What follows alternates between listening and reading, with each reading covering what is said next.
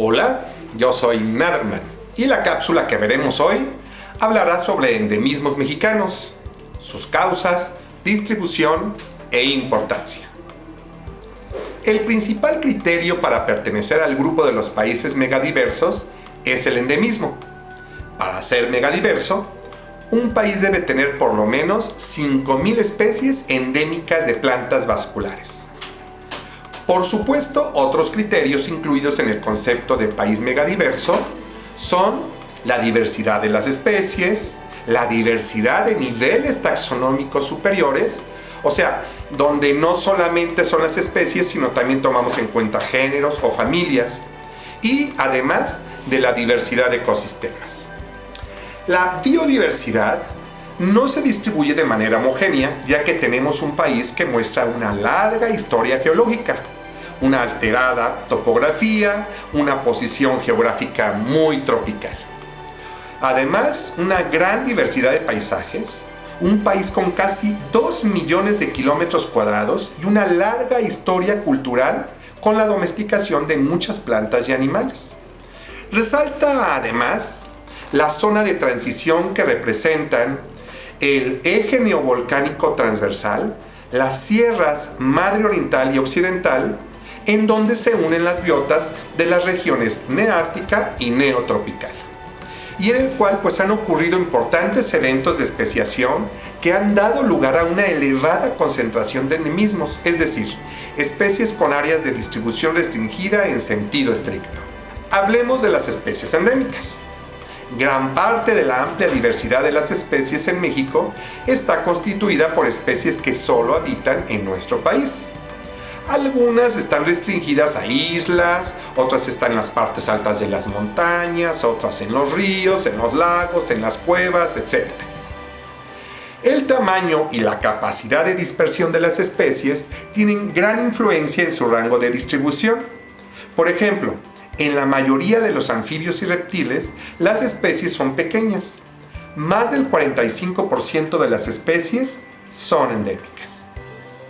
A diferencia en las aves, por su parte, con gran capacidad de dispersión, solo el 11% de las especies van a ser endémicas. Algunos autores utilizan conceptos de endemismo, un poco modificado. Por ejemplo, el microendémico, el cuasi endémico y el semiendémico. Vamos a ver qué significan cada uno de estos tres. Las especies microendémicas tienen una distribución muy restringida. El ajolote es un buen ejemplo. El ajolote mexicano solo se encuentra en los canales de Xochimilco. Bueno, ahora las especies cuasi endémicas rebasan los límites biogeográficos de un área escogida. Por ejemplo, algunas especies se distribuyen principalmente en México, pero una pequeña parte de su distribución está fuera del país. Esto sucede sobre todo con las aves, ¿no? Donde se ha propuesto que hay un radio límite de expansión de 35.000 kilómetros cuadrados. En México, por ejemplo, viven 43 especies de aves cuasi endémicas. Y ahora hablemos de las especies semiendémicas. Estas solamente pasan una época del año en nuestro país o región. En México, por ejemplo, en el invierno tenemos a la mariposa monarca. Sin embargo, también lo encontramos en Canadá y en Estados Unidos, pero en otras épocas del año. En México existen, ya dijimos, una gran cantidad de endemismos y a continuación, mencionaré algunos ejemplos. Uno de ellos, lo acabo de decir, es el ajolote mexicano. Es oriundo de los humedales de Xochimilco y destaca por su capacidad de regeneración celular y su complejo sistema respiratorio que le permite estar dentro y fuera del agua. Y otra gran característica que lo distingue es que se puede reproducir en estado larvario. Otra es la vaquita marina, ¿no? Habita solamente en el Golfo de California. Y este mamífero marino, desafortunadamente, su población ha disminuido muchísimo. Se estima que ya solo existen entre 4 y 17 ejemplares con al menos 3 crías. Otro ejemplo es el teporingo. este conejito de orejas pequeñas, ¿no? Conocido también como zacatuche o conejo de los volcanes, es una de las especies que sobrevive en las laderas de los volcanes del Valle de México. Ahora les voy a hablar de la Candonia esquismática. Dentro de la gran riqueza vegetal con la que cuenta nuestro país, pues tenemos una planta que tiene flores en forma de estrella. Que esto no es lo maravilloso de esta planta, sino que se encuentra en áreas sumamente restringidas, en potreros en Chiapas, y cuya característica exclusiva pues ha marcado una incógnita en la historia de la evolución.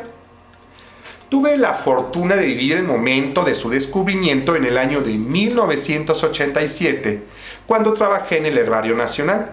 Los biólogos Hilda Ramos y Esteban Martínez fueron quienes lo encontraron y describieron por primera vez.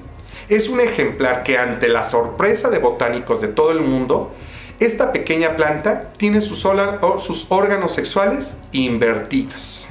¡Oh, cielos! A diferencia del resto de las plantas de todo el mundo. En el centro encontramos los estambres, o sea, el androceo. Y alrededor encontramos los pistilos, o sea, el gineceo. Y por supuesto, pues es de gran interés para la comunidad científica. Vamos a hablar de la flor de Nochebuena. La Nochebuena es una planta que fue domesticada con fines medicinales por los pueblos originarios de México y que trascendió para el resto del mundo como la flor emblemática de la Navidad. Es originaria del norte de Guerrero, es un arbusto mexicano que crece en los bosques tropicales secos del Pacífico mexicano. Otra flor emblemática es el cempasúchil, especie icónica de la flora mexicana. Su nombre significa flor de 20 pétalos.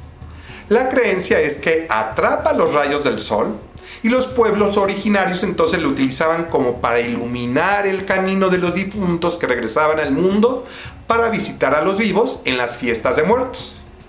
De esta flor se conocen al menos 58 especies, de las cuales 35 son endémicas de México. Otro ejemplar es el jaguar.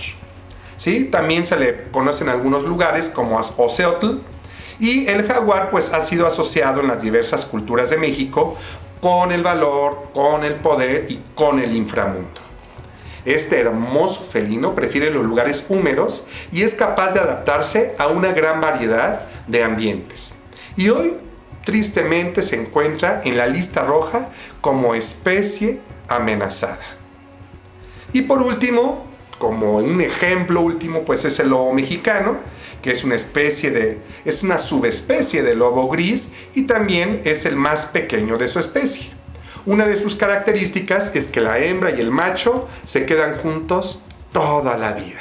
El lobo mexicano habita en la Sierra Madre Oriental y en la Sierra Madre Occidental y también se encuentra en peligro de extinción. Otros ejemplos de organismos endémicos mexicanos son el gato montés, el loro yucateco, la guacamaya roja, el perrito llanero mexicano, el lagarto alicante, la totoaba, la biznaga barril de acitrón. Y bueno, tampoco podemos pasar por alto la gran cantidad de especies endémicas mexicanas domesticadas, ¿no? ¿Se imaginan el mundo culinario sin vainilla, sin cacao, sin jitomate, sin chile, sin nopales, sin calabazas? Imagínense el mundo sin maíz o sin frijol, sin papaya, aguacate, magueyes, etc.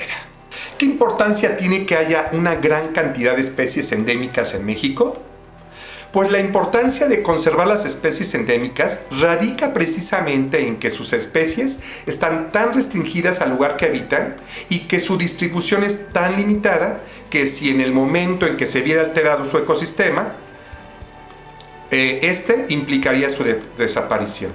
Lamentablemente en México y en todo el mundo, pues las especies endémicas y silvestres están extinguiendo a un ritmo nunca antes visto debido a actividades humanas. ¿Qué son estas actividades humanas? Pues la fragmentación del hábitat, ya sea por la agricultura o por la ganadería o por el crecimiento de las grandes ciudades, además de la caza clandestina, el comercio ilegal, así como el cambio climático. Estas siguen siendo las amenazas principales para las especies mexicanas. Hablamos de endemismos y entonces no podemos dejar de hablar de la extinción.